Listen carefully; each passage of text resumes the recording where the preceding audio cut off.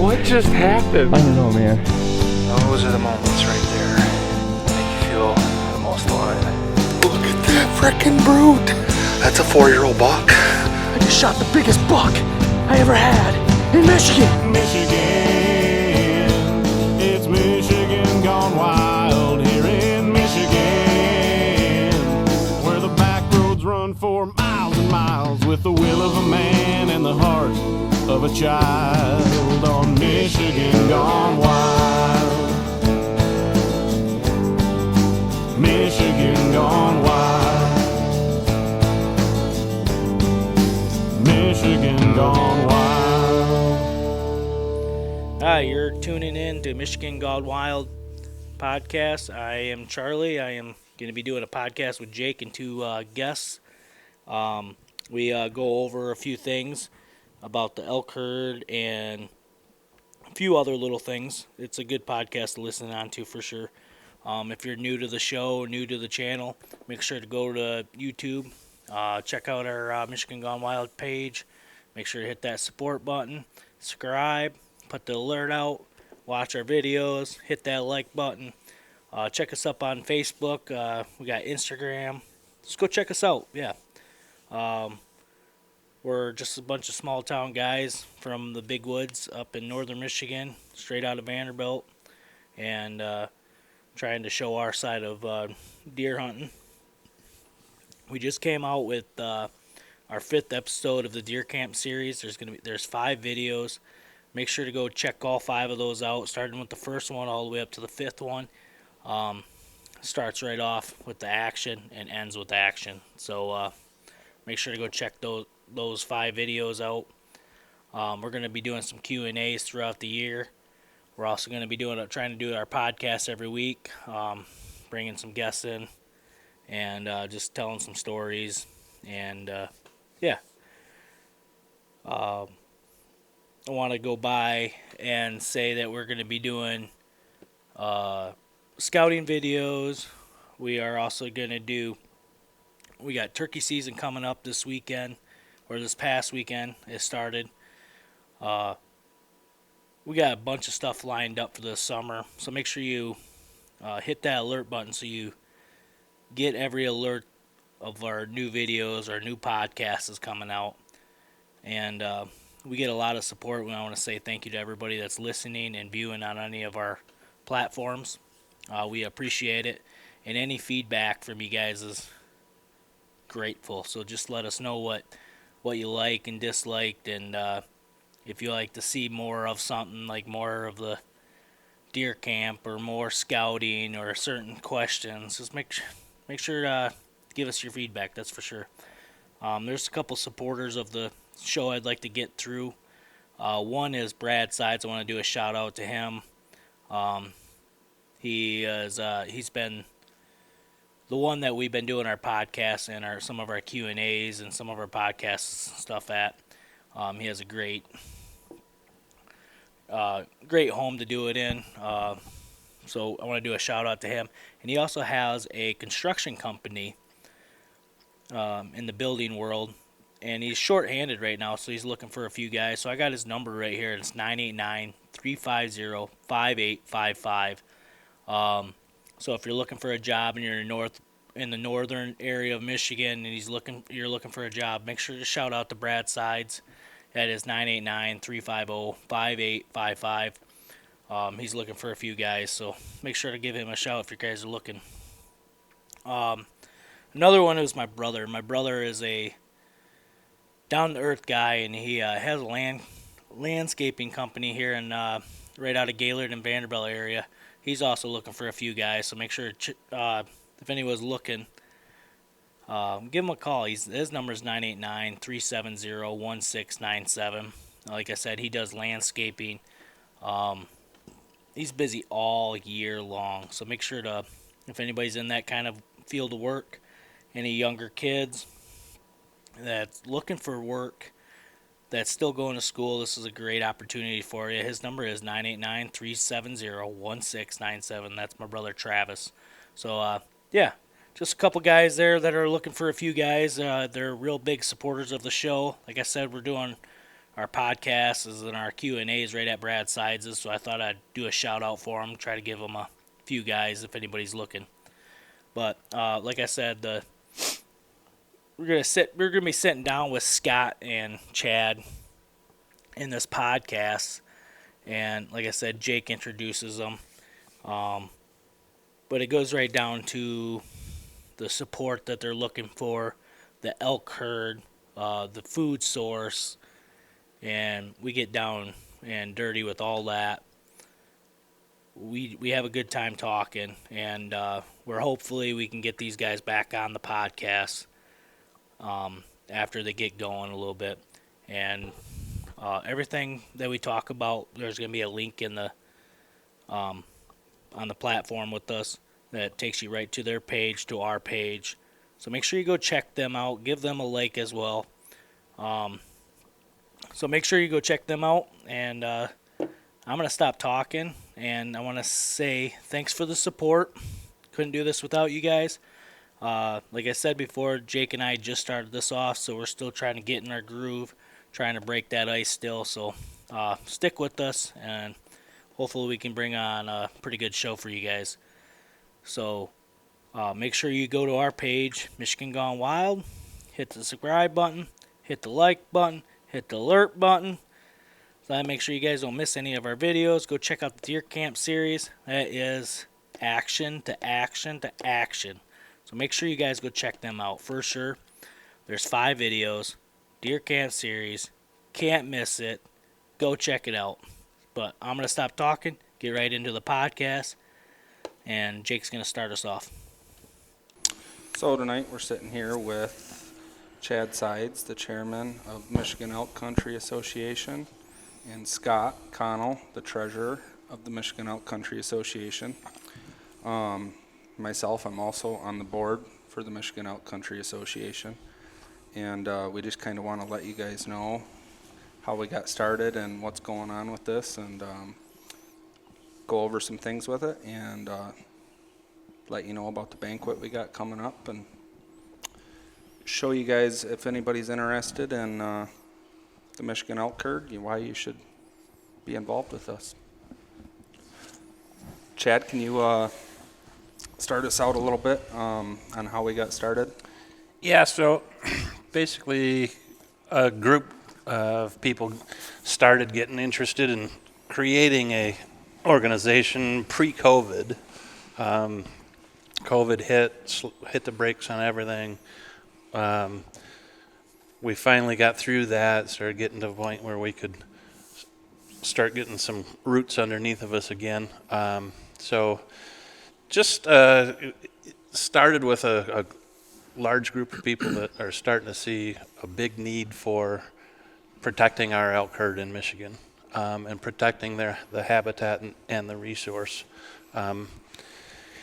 Basically where it started, it's just started with a bunch of elk enthusiasts and outdoor enthusiasts. We talk all the time, we're not just doing this just for our elk herd. It's going to greatly impact the entire elk range in terms of all wildlife and folks. So to be able to see wildlife and things like that, and just protecting our herd. Scotty, what do you think? Well, my name's Scott Connell. Live here in Gaylord, not too far away. Been involved with elk and elk hunting and all that in Michigan, and primarily conservation of elk in Michigan since 1997. Fortunate enough to draw elk tag when I was 15 years old, and was successful in that hunt. And ever since that point, I really have not been able to shake the Michigan elk herd. Exactly. I fell in love with them. I just, ever since then, I just really want to be involved in some way, shape, or form. And this Michigan Elk Country Association is one avenue to bring the love of the elk and the elk herd and the elk range. And like Chad was saying, it's some of the things that we're doing, whether it be habitat improvements or just fundraising and other projects for the elk range, they're going to be beneficial across the whole. I mean, Right. You know, some of these things that we've done, I've planted food plots for elk in the past, and you know, property owners where I plant those are just, oh my gosh, I saw the biggest buck in that food plot I've ever seen, and Right. this is so cool. And, Yeah. you know, bears, same thing. Turkeys. I mean, it's when you help one species, it transgresses into all these other places where that you didn't even Birds and think. deer and Yeah, everything, partridge. I mean, partridge. You know, your grouse, your woodcock. You know, everything is going to benefit from Right. it. And so that's kind of where my passion came from. But yeah, like Chad said, just a small group of us that got together. We all kind of been bitten by the elk bug in Michigan, and That's the thing with elk. I mean, we're all avid outdoorsmen, and the Michigan elk is the crown jewel of Michigan. I mean, it just really is. And They deserve an organization. absolutely. Yeah. For sure. Every other critter in the woods had an organization behind it, and the only one that didn't is our The biggest. crown jewel. yeah, We get asked a lot, you know, what we're going to spend the money on, what we're trying to raise money for. One of you guys want to fill us in a little bit on where some of the money's going to go that we raise? one of my biggest things when I first started this off, or started my journey into this, is I actually reached out to our Michigan DNR, the sergeants here locally, and I said, hey, here's what we're thinking about doing. How could this organization or organization like this benefit you? And first thing they popped up with right off the bat was, when we have an elk poaching, when somebody illegally takes an elk, they have to basically beg, plead, and grovel and jump through a bunch of hoops to get reward money, or like for tips leading to arrests on that elk poaching. And basically they said, if we had an easy to access source of funds to be able to get to you know, help protect the Michigan elk herd, it would be hugely beneficial for their end of it. So one of the primary things I started off wanting to do is be able to set money aside, you know, depending on how much that is. I kind of always had roughly $10,000 number in my head just to start off with. And just say, if they call us and say, hey, we've got a poaching, you know, we've got an illegal elk kill, whatever it may be, we would like to put out a reward. I want to be able to go to our board and say, hey, here's our need, and can we approve this quickly? And then give them the go-ahead, say, yeah, we'll back you up. Let's find out who did this and stop this from happening again. Right. You know, so. Yeah, for me, one of the biggest things, I guess, I spend a lot of time in our Pigeon River Forest, as do all of us, in our state lands and stuff, and elk range, if you will. I can't tell you the number of times in the last 5 to 6, 7 years where you might bump into somebody out there and they'll stop you and they're like, well, where can we go see some elk? And I've lived here my whole life, and it's like, well, you might go try up here, you might try over there, you might try down there, but there's nowhere. No guarantee. There's no guarantee. And I can remember as a young boy growing up and young adult, we could go about any given time, any given place in the Pigeon River, and within a short period of time, we would find elk. And you could go see a herd of elk and stuff. A lot of our farm country surrounding the Pigeon River Forest, whether it's Johannesburg or Atlanta, Hillman, all the way around, those farmers been having trouble with a lot of elk in their farm fields and devastation to them and stuff. So one of the things for me, I just looked at, and I really think that the habitat in the elk home range needs to be improved, and I feel that as stewards of the land that we need to do everything in our part that we can to help that along, which in turn is going to hopefully, obviously not going to 100% do it, but a lot of those elk won't need to go to the farm fields miles away. Right. They're going to be able to eat right in their backyard or in their bedroom rather. So a lot of it for me is just the habitat, and there was no Getting elk back to where they getting belong. out back where they belong. There wasn't any other organization. You know, we hit on it a little bit earlier. You've got you have a bear association, you have whitetail association, you have a ducks, you have a grouse, you have everything. Turkey, but yeah. and there was Trout just Unlimited. Trout Unlimited. and the one crown jewel of Michigan. Not that all of the rest of those aren't great, because they certainly are, but we need to protect our resource. Yep. Another project we were working on was the viewing area platform. Yeah. That's something that we're looking to do in, Yep. in the near future. Yep. If we can do it. Yep. And that'll be basically like a handicapped accessible Yep. platform. Anyone will be able to go up and sit on that platform in the mornings or evenings and Yep. have a field planted out in front of them and hopefully watch the elk come out and Exactly. feed and Yep. Yep. do what elk do.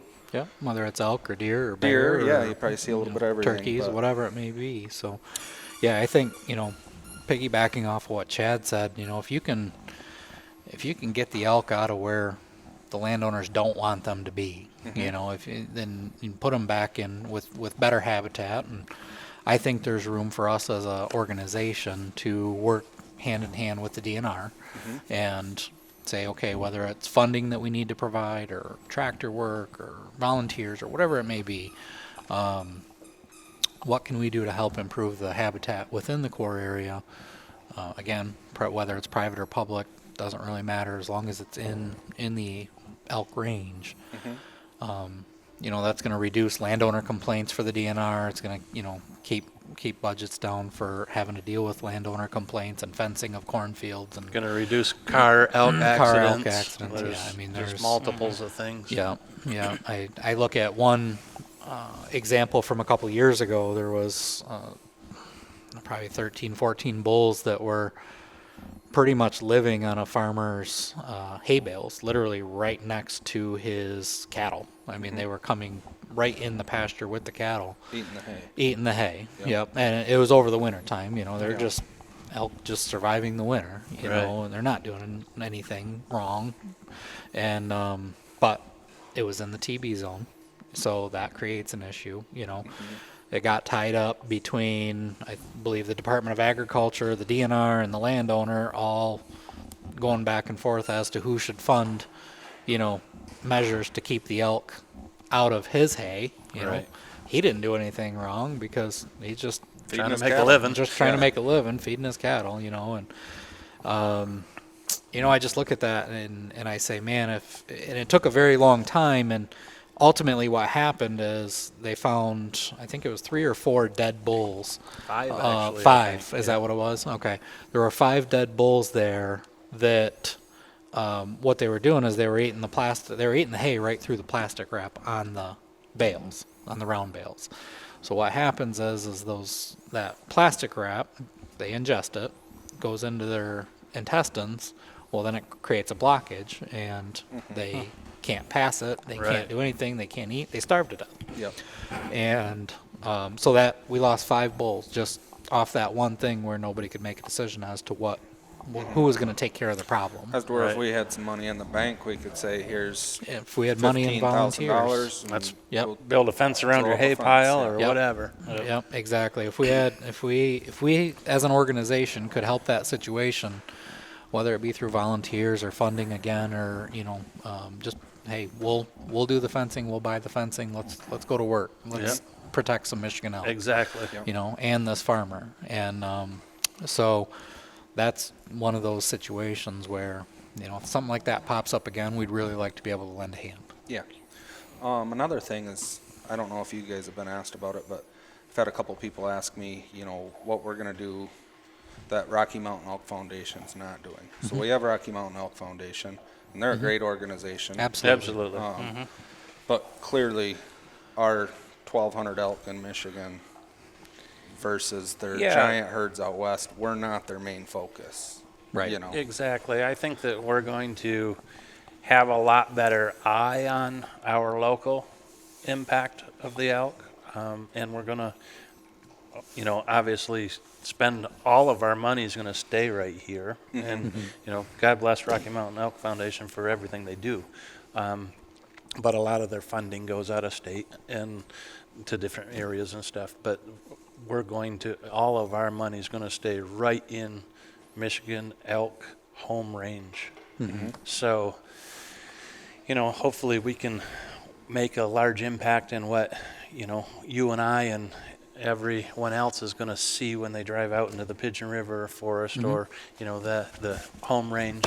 But that's the big thing. I think that we're probably going to do everything that Rocky Mountain Elk Foundation does, and hopefully some more on more of a local level, I guess. Yeah, and Rocky Mountain Elk Foundation's a phenomenal organization. I mean, they have my support 100%. I agree.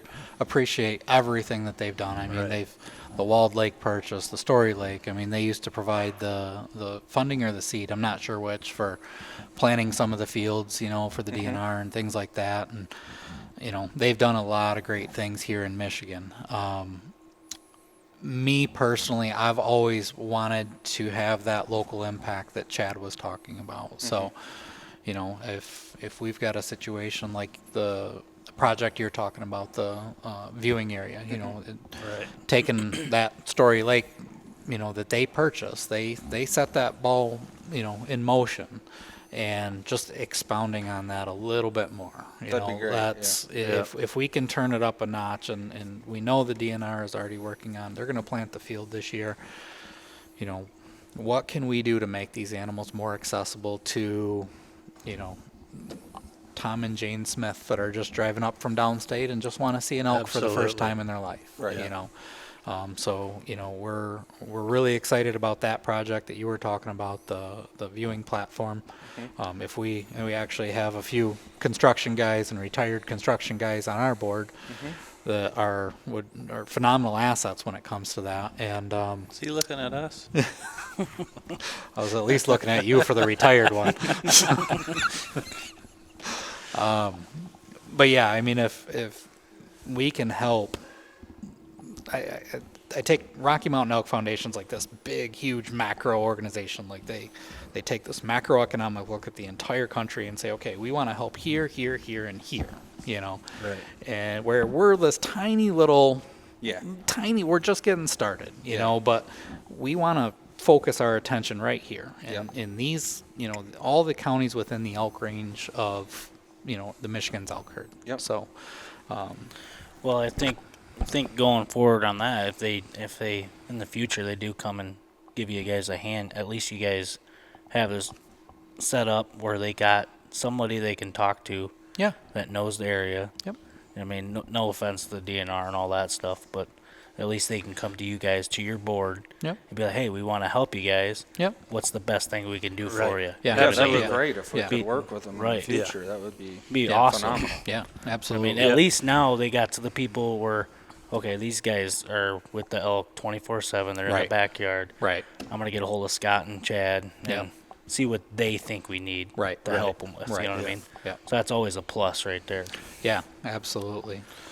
So some ways that anybody out there that's interested in helping us out in raising money or volunteer, I mean, how can people get involved with us? I think the best thing to do, you can contact us through our Facebook page. So it's Michigan Elk Country Association on Facebook. You hit the messenger there. There's 4 or 5 of us that are admins on that. Any one of us will answer. So you can get a hold of us through there. You can get a hold of us on Facebook for our own personal accounts. Mine's Scott Connell. Jake Ormsbee, through the Michigan Gone Wild page. Yep. I mean, we share it every time Anything, we can. Yep. check us out, like on the website too. Yep. So www. Yeah, we have merchandise for sale on the website. Yep. www.milkcountry.com. So MI is in Michigan, elkcountry.com. From there we've got our casino night coming up on May 12th. So it's the Friday before Mother's Day. And we're going to do a fundraising event that night at the Ellison Place in Gaylord, Michigan. I believe the doors open at 6 o'clock. Yep. So we're still selling tables for that. I believe it's $5.50. $5.50 a table. $5.50 for a table of 8. Going to be a great time. 75 for an individual. 75 for an individual ticket. Yep. We've got memberships available on our website. I believe there's $40. 40, yep. Yep, $40 for an individual membership, or I believe you can do a lifetime membership for $500, if I'm not Yep. mistaken. So I believe that's And right. couples memberships are 75. 75. Yeah, I should have did my homework. I'm kind of second guessing myself on Well, some of these numbers. Well, we're right also now, gonna so. we'll put a link at the bottom of this on our YouTube and then on the podcast, so you can be able to go right to the link that we share, and you can get a membership, or you can buy from the store. You can go to their Facebook. We'll have that all right underneath there too. So Alvin, I'm holding it to you this time. I want to see a link at the bottom of the screen. he keeps forgetting on us, so doesn't he? And that's the other thing, probably on both the Michigan Gone Wild and our Facebook pages, when we are able to get in and do these projects, like the viewing platform thing, of course, a lot of hands makes light work. You know what I Absolutely. mean? So if we can Any get volunteers, would be yep, great.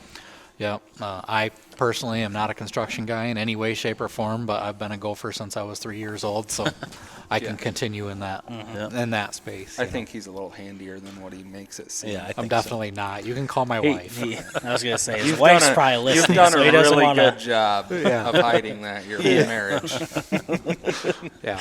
She doesn't want to find out yet. You know what I mean? My wife literally power washed the decks and repainted them and power washed and sealed all the concrete patios at our house last week, and that's Is way she all beyond- done? I had, huh? She Yeah. all Oh done? yeah, she's done. Send her over. I got some Yeah. work to do. He's got it figured out, I'm telling you. He's got it all figured out. I just stayed at work as long as I could until she said she was done for the night, and then I was like, okay, I'll come home.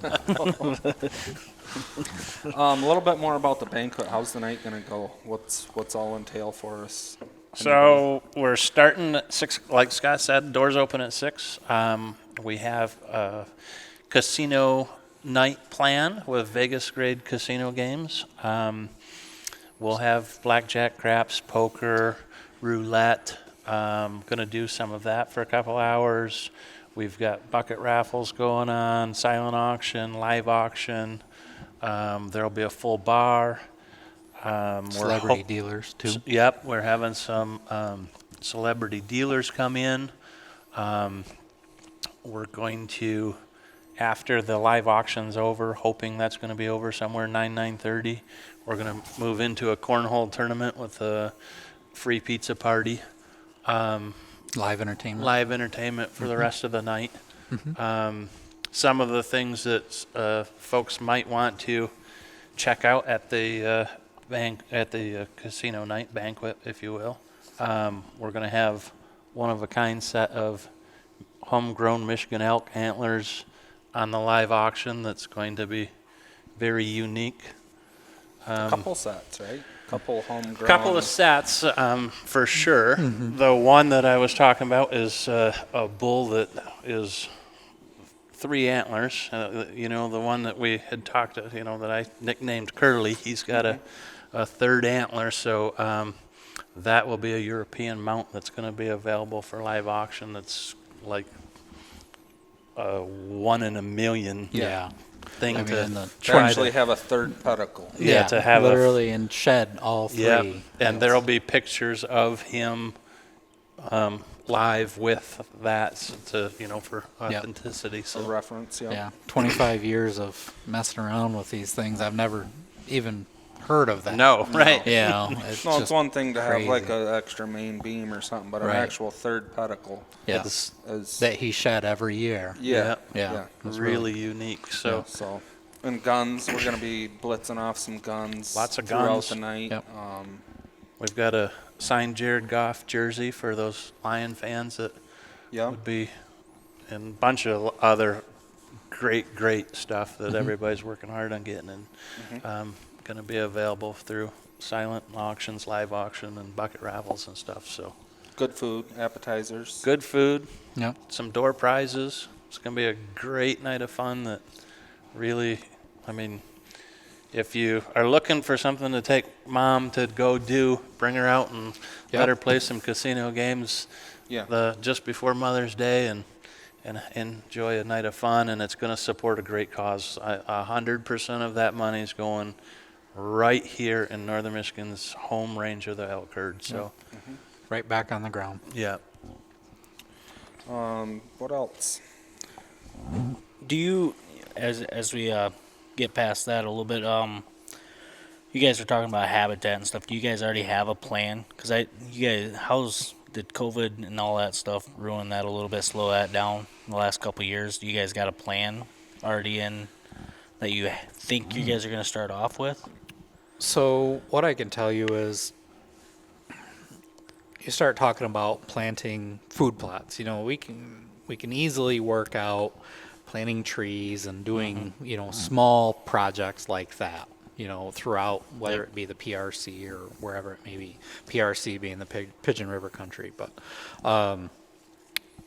when you start talking about planting food plots, there's some red tape that we've got to get through with the DNR. Right. We are working on that. DNR so far has been extremely cooperative, extremely excited about, what our goals are. So I anticipate that's going to go very well.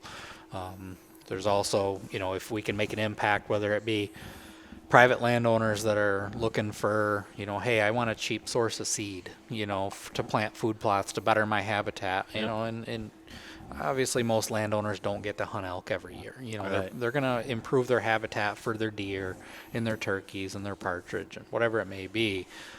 In turn, that's going to improve the elk habitat as well. Absolutely. So, are we going to go out and be planting food plots on people's property? I'd love to be able to say yes, but my wife's going to tell you that's a hard no, just because I already don't do too much of that myself. But And it's something that the organization might look at in the future, but if we can provide a steady source of, conservation seed, which we've got that in place going right now as well, to improve the habitat in the area, then yeah, absolutely. But it's kind of there's a few prongs to that we're still working on some of them, but we can make a direct and immediate impact on private lands in the elk range. So by all means, if somebody has private land that they're looking for conservation seed, whether corn or soybeans or buckwheat, rye, winter wheat, whatever it may be, anything that's going to improve your habitat, and you're happy to have the elk on you, we want the elk there too. We want them where people are happy to have them. especially if you're You have to meet that near criteria. yeah. At least on the edge of the elk range, Yeah, exactly. Yeah. We're not just letting Joe Blow from West Branch plant a food plot in his backyard on the Mecca's dollar, Although there is a little bull down in West Branch right now. I don't think the DNR want him there, though. I don't think so. He's out for a And with cruise. that being said, that's what that leads right into. We want to obviously work with the DNR very closely in moving forward in so many things like that. Like with the one elk that's in West Branch, we want to. That might be something that we in the future are going to help fund some money to move him back, or absolutely take care of the problem whichever way that the DNR sees best fit. Yeah, if you can get him. They did those nettings, when they did collar studies here a while back, they hired a company, and I'm sure it's quite expensive. But they went in, they netted a bunch of elk, threw collars, GPS collars on them to study their movements. That's a project I would love to be able to fund someday. For the DNR, and just being able to contribute to, again, it's going to flow back to the protection and the enhancement of the elk herd. But that particular situation, if you could fund that netting of that particular bull and get him tranquilized, get him up here, and make sure that of course he comes back clean, disease free. Yeah, absolutely. Stop him from being a problem somewhere, stop him from being somewhere he's not wanted, and bring him back to somewhere he is wanted. That and like I say, however the department sees is the right solution there. But so in the future, I know one thing personally that I'd like to see is like an elk visiting center, you know, It's my somewhat dream. like Pennsylvania. Absolutely. If any of you guys listening hasn't looked into the Pennsylvania elk herd, Yep. that's Keystone Elk kinda- Country Alliance there. yeah, they do a is great job, and they've raised a ton phenomenal. of money and Yeah. made a huge difference on the Pennsylvania elk herd. Yeah. So a visiting area in the future, I mean, obviously that's going to take a ton of money and Well, sure. a ton of work to get going, but to have a place to, you know, like an education center Yeah. for kids and, you know, anybody that's not familiar with our elk herd, Yeah. to get in there and Help promote the tourism in the future Right. for the elk herd and, Yeah. and help the And you the know, education, Absolutely. the education for the kids and learning about. I mean, our elk herd here is a wildly successful conservation story. You know, Yeah. started off with 7 animals, and since then, you know, they went through their ramp up period where that herd grew. They started a hunt, and then the poaching got so bad that they had to shut that hunt down. Right. And it was like another 20 years almost Yeah. before they could start it back up Yeah. because they had to give that herd time to rebuild. So the conservation story around this could be taught to so many people. You know, Absolutely. Kind of my thing with this is at some point you've got to look at what are you going to leave behind in your life. You know, you get to a point in your life where you say, okay, I'm doing okay with just what I'm doing on a daily basis, but what's my legacy going to be? Exactly. You know? And I would love nothing more than if our organization could be the legacy for the Michigan elk herd, you know, the help and the support that we provide for the awareness and the education around the Michigan elk herd. Right. It's just such a tremendous opportunity for all of Michigan to, and that's the thing is a lot of people you talk to, you ask them, you know, oh, have you ever heard of our elk? You know, or have you ever seen our elk?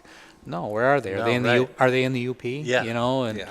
so you would think as prominent as what we think they are, since we live here, most people are like, I don't know what you're talking about. Right. You know, but these are people that are interested in the outdoors too. Yeah. You Oh, know, absolutely. in conservation and hiking and whatever it may be. You know, and so just to be able to provide that outlet and that avenue for them to be able to experience what we love so much. I really think it's just going to have a snowball effect down the road, and you know, something that we can expound upon and move forward with. So Yep. While we're dreaming about the visiting center, my dream is to have a land bridge over I-75 someday. Yeah, we've talked about that before. Yeah. How cool it would be. yeah, Yeah. You actually, Chad, you contacted Rocky Mountain Elk Foundation on it, and Yeah. kind of tried to get something rolling on it. Yep, exactly. It was possible, but It's possible. It's just going to take a lot of money and a lot of, you know, jumping through hoops and Department of Transportation. yeah, and, exactly. you know, all But kinds of it's stuff. there's so many elk that get hit on the expressway and either significantly injured or killed every year. That, like Scott was saying about, you know, a lot of the local folks hear about it, or I should say, actually, some of the local folks hear about it. Not a lot of the local folks, and very few of outside of the local area, but it's a way bigger problem than what most people would realize. And so it's something that moving forward, you know, there's always going to be I-75, and it's only going to get busier and busier. Our elk herd is only going to hopefully continue to grow and grow healthy. It's something that we need to someday. If I had a pipe dream, it's that one that Yeah. would be what I'd like to see done someday. yeah. And that's going to benefit all wildlife. It's not, and drivers themselves. You know what I mean? Like, I can't imagine what it's like to hit an elk with a vehicle. I don't ever want to find out. Right. You know, Yeah. But Here I'm telling about how many elk get killed on Yeah. the expressway. You know, God forbid how many people get killed by the Or hurt, the yeah. impact or hurt by it or what have you. Yeah, I don't know the statistics on that, but yeah, I'm quite sure there's been some serious injuries and maybe deaths. I don't know. yeah. Sure. Yeah, that would benefit all wildlife if you could, set something like that up where they can safely cross the highway and Yeah, block everything else off and, make them cross in one spot. all the way across our elk range, I feel that 2 or 3 land bridges In the high-risk areas. in the high-risk areas Yeah. would be huge. Which those would be easy to pinpoint because, you can just look back at all the elk vehicle accidents and say, map them out. Yeah. Say, okay, here's Pretty where. sure those hay farmers in Joburg are not going to allow you to put a land bridge over there. No, they want as many hit by cars. as Yeah, they can. exactly. Yep. Well, is there anything else that we need to? With the herd being in your right back in your backyard, you guys being around it all the time. How's the herd looking? You thinking? Are we going down? Are we going up? We flatlining, or Is there a plus on it? So I'm going to give you 2 answers. The answer that I feel that would come from our Department of Natural Resources, I think, is probably pretty level, if not above the number that they want to see. I have a hard time believing that. I feel that our herd is one of 2 things. I feel that our herd is down in numbers a little, Yep. yet very healthy. Or all the elk that we see have been in great shape. So it's either once again, one of 2 things: either we're down in numbers, or our herd is so dispersed out now. Used to be when I was, I'm telling my age here, but 50 years old now. When I was in my teens and early 20s and stuff, the elk were in a small area, if you will. They were from Vanderbilt to maybe Johannesburg to Onaway, in that core area. Now there's elk, it's pretty common for a herd to be that stay west of 75. It's pretty common for a herd to be down as far as Levels. They're over all the way over to Alpena and even south of Alpena at times. I've done some hunting over there in the wintertime south of Alpena and some of the places, and there's elk south of Alpena. I'm going, why are these guys so far out of range, So we're getting so many little pods around, which it could be that, but we're seeing, you guys chip in anytime you want to. I feel we're seeing less elk, as a whole. If you're just out looking for elk, or if you were, one of our elk hunters or something, there's certain pods, but it's sometimes they're just getting dispersed. I think that you're right. I think that we probably have fairly close to the same numbers we've had for a while, if not maybe a little bit down.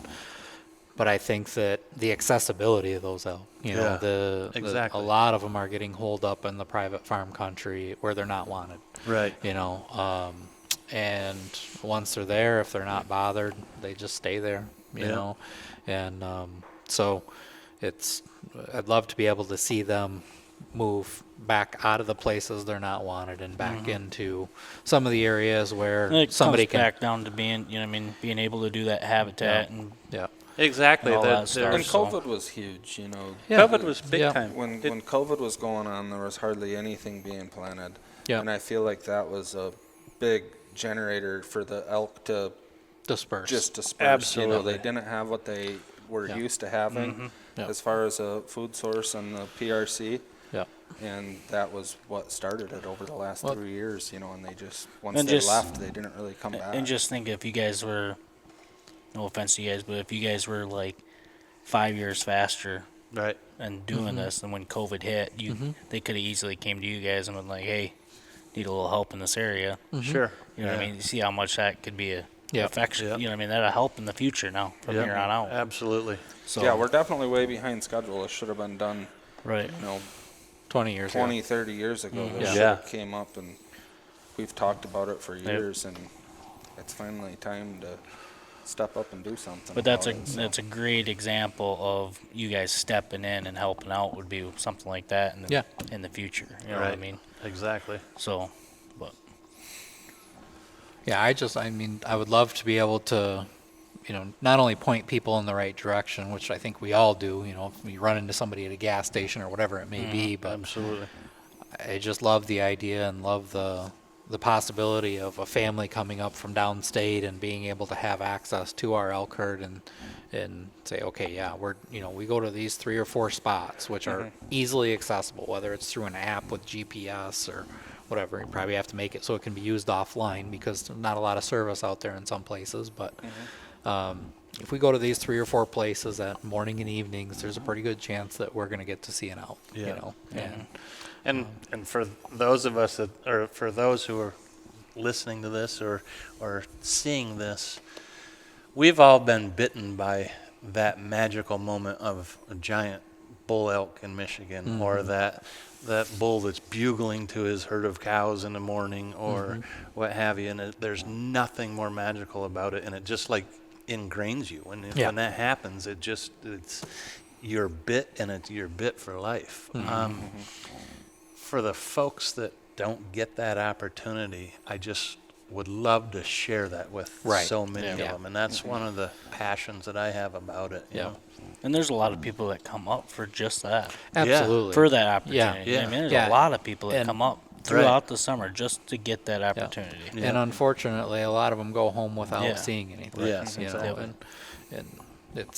and even so, I mean, if you can get people moving in the right direction or take them on guided tours, where, hey, meet me at the gas station. I'm going to take you somewhere. I'm going to show you some elk. I'd love for us to have volunteers that were available that are familiar with the elk range that can do that. That are familiar and say, hey, I know there's going to be elk here tonight. Let's take 8-10 people out there and show them to them. So. And in the meantime, anybody can reach out to us, and we can Absolutely. do our best to get somebody in that position to where they can see Absolutely, the elk, for sure.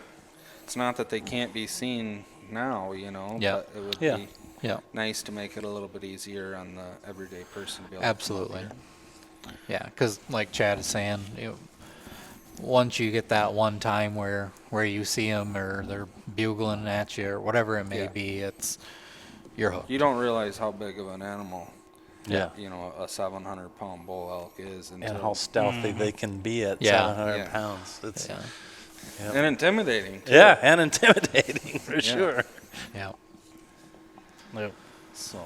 So ultimately, I mean, just looking for all the support we can get, and we're excited about the banquet coming up or the casino night, and really ready to put this thing. We've gone through the logistics piece of it. We've got the 501c3 set up, so we're 100% legitimate as a nonprofit organization. Now we're ready to put boots on the ground. Absolutely. I think that's where we're all at, is we're kind of itching to go, and get things done and get some projects done and completed and start making the impact that we know that we all want to make. And all of our members. I mean, we've had a really good showing of members, people buying memberships, and we really appreciate that support, but we know there's so many more out there. There's so many more people out there and maybe you don't love elk. Maybe you don't know whether you love elk, but you love conservation. You love the idea of helping wildlife and habitat and whatever. Maybe Might you're be a deer hunter. Might be that grandpa that takes his son turkey hunting. That or once a somebody year, that likes to go whatever, kayaking on Cornwall flooding. Absolutely. You know what I mean? Yes. I mean, it just Or fishing, happens.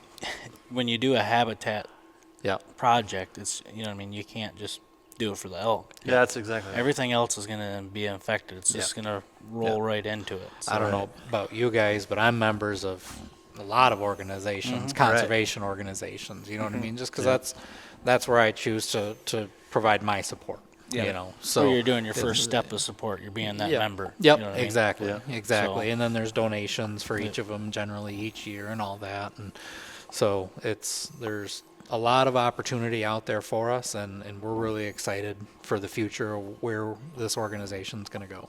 You guys want to talk a little bit about the Cornwall deal going on right now? Ken? Yeah. I know there's a really good group of people working really hard on it. The Save Cornwall group. Of course, Cornwall flooding's pretty much dead center in the middle of the Pigeon. I mean, it's a destination. Dead center of elk country. Yeah, yeah, exactly. Dead center of elk country. It's a destination, for tons of people. I mean, there's people that have grown up fishing that since they were knee-high to a grasshopper, And, so basically the DNR they've gone through all their measures and they're looking at taking the dam for Cornwall flooding out. They're going to return it back to a river. Drain the lake and make it a creek. Yep, drain the lake, make it a creek again. Cornwall Creek flooding, that's what it is. And of course, there's the Save Cornwall group is working really hard at putting everything together, getting the funding in place, getting the support, whether it be just through people and legislators to fix funding. And funding, and keeping the dam there, fixing the dam, and providing maintenance costs for it moving forward. Just so you can keep that, kind of the crown jewel of the Pigeon River State Forest, available for use by anybody that wants to use it. Right. So it's a great fishery, and Great for wildlife. great for wildlife. Yep, great place. You can go jump in a kayak, go cruise around it. You can drop a boat in there. I think it's electric motors only or something like that. Electric So, only. Yep. Quiet. Yeah, so you're not going to sit there and have jet skis go blowing by you Yep. or anything like that. And, Yep, there's So- a really cool kind of off-grid campsite. yeah, You got a boat across the lake and camp out on the other side of the lake. It's pretty that'd cool. be really cool. Yeah. A lot of people get into that, I know. Wake up in the morning, catch your breakfast. Yeah. That's right. Yep. So, yeah, no, I know they're doing a really good job. I'm excited to see what they do with Yeah. it. I mean, of course, we all love Cornwall. Right. We all want to see it stay. I understand the DNR's position for it, but in that And that's case, something we'd like to help out with, if Absolutely. we could. Yeah, absolutely. yep, That's right, like you guys Right said, it's in right the in the elk heart of range. the elk range, and yep. I can't really say whether it does or doesn't benefit the elk. I mean, Certainly doesn't hurt them. it doesn't No. hurt them Yeah. for sure. No, it doesn't. But yeah, it'd be a bummer to see it go. you Yeah. know. We've camped there. We haven't been in the last few years, but I know growing up, ever since I was Yeah, probably we always 9 or look 10 forward years to it. old, Yeah. we camped there every weekend, or Memorial Weekend every year for years. And we're years. talking about a big group. everybody. Yeah. Right. Yeah. So Well, and I'm sure there's You people go you go out there at a certain time, and it's the same thing. It's we weren't the only families that did Right. it that year. Sure. You go out there to today, and it's still the same way. Yeah. So Yeah, I'm sure there's people that, just go there every single year for And you it know, go- you however know- many generations. it kind of rolls into the economy too. You take that out of the equation, the amount of revenue that you're losing, from people traveling up here to stay at Cornwall. Yep, Exactly. yeah, Maybe it's 300 families a year Right. that go to Cornwall flooding, that stop at the gas station in Vanderbilt and spend money at the gas station Or on a way or or Yeah. on a way, where all the way Spend- around. Yep, after. Eat dinner in Gaylord or Yep, Yeah. up in Indian River or whatever. yep. and it's like anything else. Voice is the best thing. Yeah. If they come together and they fix this dam, you have that family that came up for the first time or the second time. Let's just say the second time they come back up, and they go to that lake and they fix the dam. The lake's up again. They got better fish. Now they go back down to their buddies. They tell their buddies. Yep. Now Yeah. their buddies come up for the second year Yeah. or the third year. They go down. Hey, we had a blast. Come up. That's just more people in our town with other stuff, and it's the same thing. Comes right back around towards the elk. Right. You Absolutely. get that Right. family comes up. Yeah. Hey, we were told we could see elk. Yep. They see elk. Yep. Gets They go people in the down. outdoors and they're Yeah. enjoying it in the Yeah, outdoors. and how many people that started off fishing Cornwall are out there in May looking for mushrooms? Right. You know what I Right. mean? Like, Yep.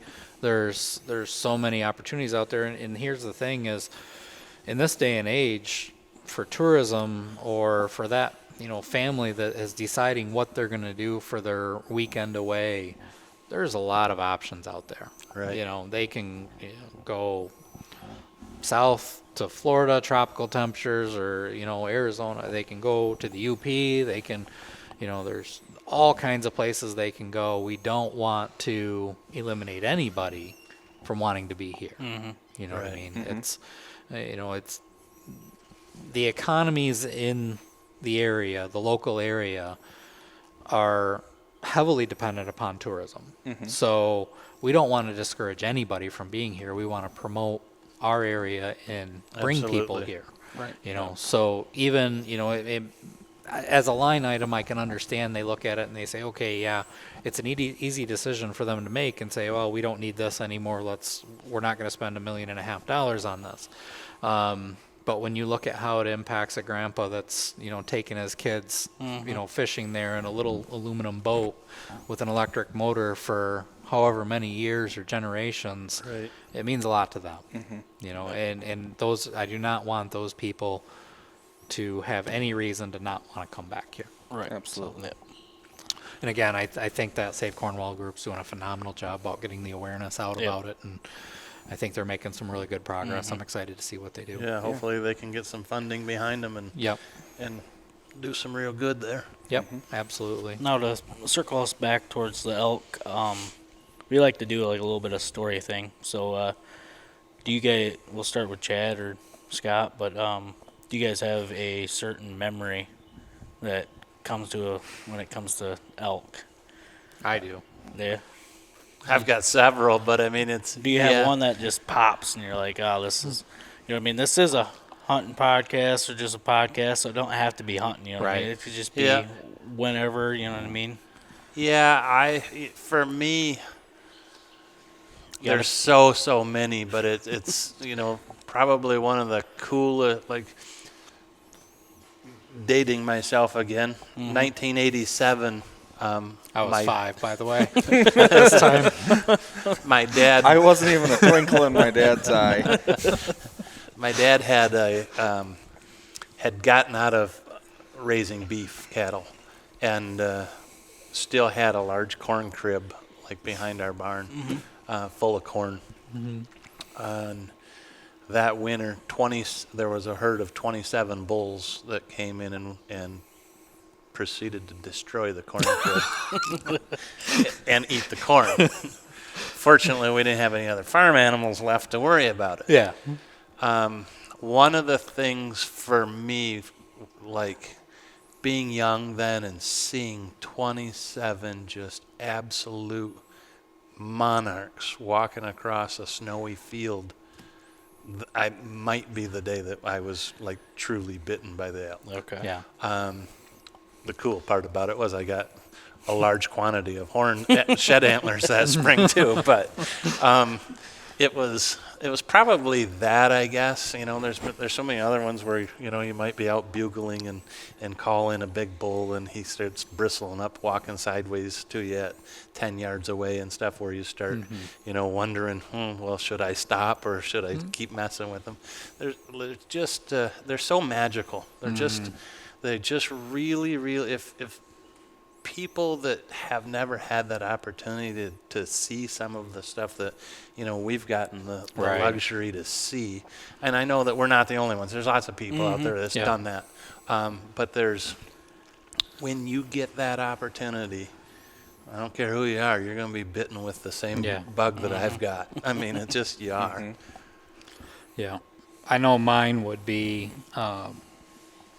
It was when my wife and I were first dating. This is 2010-ish, 10, 11, 2000. If you get this wrong, she's going to... I'll just say when my wife and I were first dating. We'll say that. You want to feel old. I was like in 10th grade at that time or something. That doesn't bother me as much. When we were first dating, I took her on a walk. Out. I said, let's just go out for a walk and we're going to go, see if we can find some elk. And I took my bugle tube with me and cow call, you know, and so we went out there to one of the viewing areas, and we got back in behind the viewing area, and there I could hear a bull bugling way far off. And I said, well, it was well before dark at this time. I said, let me just, we hadn't seen anything up to that point, so let's just work on this one for a little while and see if we can't get him to move our way. And so I'd bugle at him, and he'd bugle back, and I'd give it a few minutes, and then I'd bugle at him again, and he was a little closer. I said, oh, maybe he's going to come, you know. And after a while, we're going back, and basically we almost got to dusk, you know, and I bugled at him, he bugled back, and another one popped out 80 yards to my left. Well, as soon as he popped out and he stepped into this field right in front of us, we're actually kind of tucked into this berm behind a high bank. And as soon as the one stepped out into the field like 300 yards away, straight north of us, literally at the same exact time, this one steps out 80 yards to our left in the field. And I had been, Showdown. Yeah, I had been working on that one and had him pretty mad. So, of course, he thought that was the one. Well, they ended up coming together 20 yards in front of us. And by this time, it was dark. I mean, it was, and this is the first time I'd ever taken my wife out to see him. And That's a heck of a first date. yeah, and I mean, both of them were just ripping. I mean, they were screaming at each other. They were tearing the ground up. And finally, they came together and they got into this giant brawl right in front of us, knock down, drag out, 20 yards away. And ended up, the one from the north ends up literally pushing the other bull right over top of the berm that we're sitting on, or sitting behind. So, I mean, the bull comes off 2 feet past you, the loser. He comes off and he bails off and takes off. Well, this one's literally standing. I mean, we're like tucked down, like we're just gonna sit over here. And the winner literally is standing 5 yards away and just lets out the most enormous bugle when the other one ear piercing Just rattles when he chased the other one off, and finally when he turned to leave, I'm like, it's time to go. We're out of here. We're getting out. We're getting out while we're still safe, because I don't want him to see me right now. He's mad. So How long did it take her to call you back? She was not happy with me on the walk out. Plus it was 3/4 of a mile out on the In walk. the dark. And, yeah. She'll never forget it, though. No, No, you don't. No, it's one of those things where you're just like, wow, nature is pretty cool. Absolutely. We're really fortunate to have them, and that's why we're all, super excited to move forward with this organization and the support that we can get to, benefit the elk herd here. Yeah. And Well, just like Chad said, you guys aren't going to be the only ones with this memory. Other people can make their own memories. With absolutely. And we'd love to be able to facilitate those memories however we can. Yeah. Yep. Yeah, unless you guys have anything else, Chad, Scott. No, I think just we've pretty much covered most everything. encourage anybody that has any interest to go on the website and either become a member or maybe join us at our casino night. Yep. Buy some apparel, whatever it is. Yep. Any little thing will make an impact. Yeah. Whether it's buying a hat or coming to the banquet or making a charitable donation, any of that stuff is going to make a huge impact. Volunteer time, Volunteer time, yeah. You don't even have to spend a dime. Just get with us, and We're going to have projects that we're working on. Absolutely. We'll take all the help we can get. So. yeah. Right on. Yeah. Yeah, we'll totally share it. We'll have a link in the bottom. Make sure Elvin gets it in there, and then as you're listening to this, we'll also have it shared to our page on Monday. So we'll make sure we hit that up, so you can also go to the Michigan Gone Wild page, look it up there. Same thing with the dinner that we always we're gonna share that. We'll share that on Monday, as you guys are speaking or listening to this, you guys can go right to our page and click and just follow the links for sure. We appreciate you guys having you guys on here for sure. Yeah. Thanks so much for having us. Yeah. And if anybody has any of those memories, jump on the Michigan Gone Wild page, let them know. I personally, I'd love to, read about somebody else's Absolutely. experiences and memories that they've had out Absolutely. there. Yeah, elk pictures, videos, whatever you guys Stories, got. Feel free to whatever. Share it on the Michigan Gone Wild page. And we or can message share it us, on Mecca or whatever. Yeah. So, Well, on that note, we're gonna cut her out. Like I said, I appreciate you guys having you guys on, and then we'll for sure check in on you guys, have you guys on again, see how Awesome. everything's Appreciate it. going. Appreciate the Appreciate support. it. For sure. Thanks, guys. Michigan, it's Michigan gone wild here in Michigan, where the back roads run for miles and miles with the will of a man and the heart of a child on Michigan gone wild. Michigan gone wild. Michigan gone wild.